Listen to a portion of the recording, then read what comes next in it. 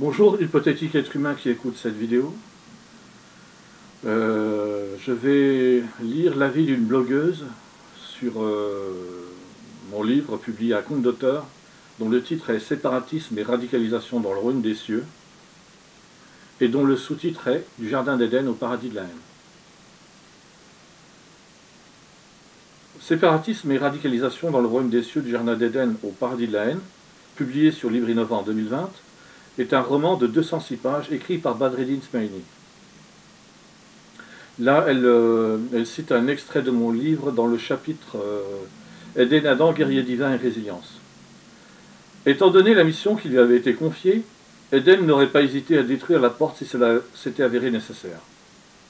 D'ailleurs, il n'aurait pas non plus hésité à détruire toute l'église s'il l'avait fallu. C'est ce qu'Éden ressentait au plus profond de lui-même.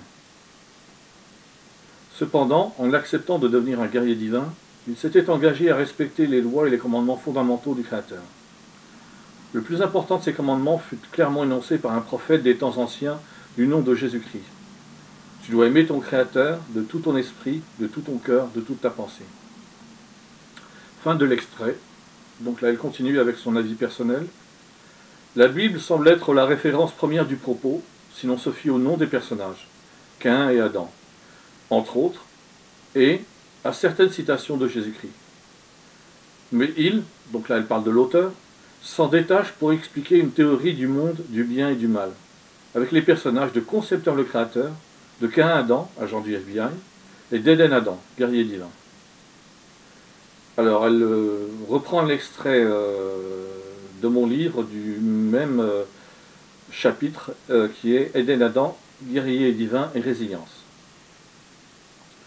Le fondement de la volonté du Créateur à l'égard de ses créatures était l'amour. C'est là la définition du mot agapé, et c'est précisément ce terme qui désigne l'amour que le Créateur ressent à l'égard de ses créatures. Fin de l'extrait, et il continue avec son avis personnel.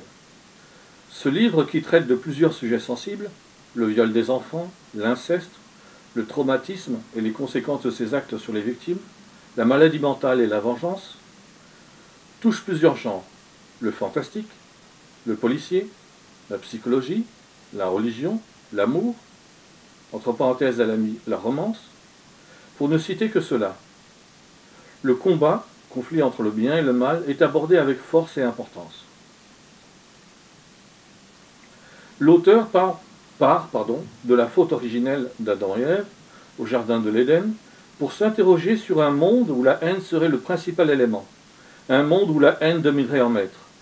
Il, entre parenthèses elle écrit l'auteur, mais également en lumière les traumatismes, conséquences de ces viols incestueux, à travers les histoires d'amour des personnages principaux. Elle reprend un extrait de mon livre, toujours dans le même chapitre, Éden Adam, guerrier divin et résilience. Et là, c'est Éden Adam qui s'exprime. C'est exactement ce que ressent un enfant violé dans le cadre de l'inceste. Il se demande si ce qu'il a vécu était bien réel, ou si ce n'était qu'un horrible cauchemar. Lorsqu'il est dans cet état, il oublie qu'un cauchemar de viol ne s'invente pas. Fin de l'extrait. Donc la blogueuse continue à exprimer son avis personnel.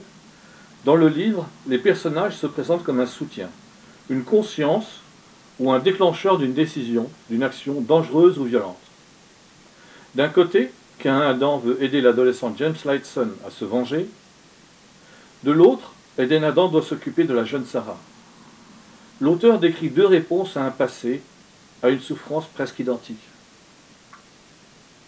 Mais toujours la même lutte intérieure, céder ou non à la violence, choisir l'amour ou la haine. Je ne vous en dis pas plus, je vous invite à lire ce roman, à vous de vous faire votre opinion, bonne lecture. J'ai terminé de lire l'avis de cette blogueuse, qui s'appelle donc Evelyne Patricia Locro.